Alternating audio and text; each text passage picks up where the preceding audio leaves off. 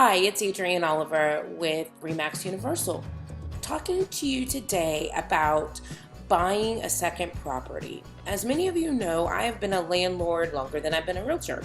So I've been a landlord since my mid-20s on accident, which is a super funny story, but don't have time for that today. You want to maybe consider doing this, right? How do you get started? First, you need to determine how your existing primary home will be used if you have one.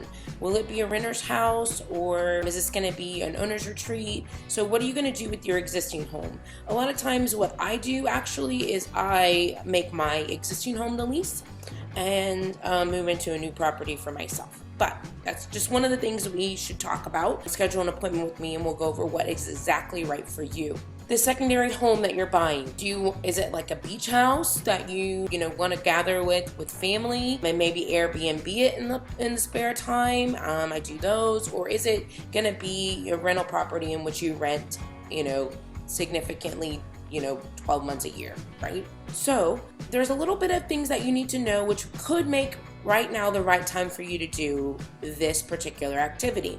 So rates are historically low. So if you have a good job, you have a good debt to income, now could be the time. Basically, achieving the best rate on a secondary and rental property can be a little tricky. The rates are gonna be a little bit higher than they would be if it was your primary home. If you'll be buying a rental property, here's some questions that you should think over. How much can it bring in monthly? Will the rent cover the mortgage, taxes, insurance, and HOA fees? Will you use a property management company? If so, what do they provide and what are the costs? And what is their policy on the owner using the house? Basically, for your new property to be a second home, there's a few different guidelines that you have to follow. You must live in it for some part of the year. It cannot be a rental property management agreement, timeshare, anything along those lines. So you actually have to live there. No matter how you're considering or what you're considering, it's very crucial to work with a real estate agent who has your best interest in mind.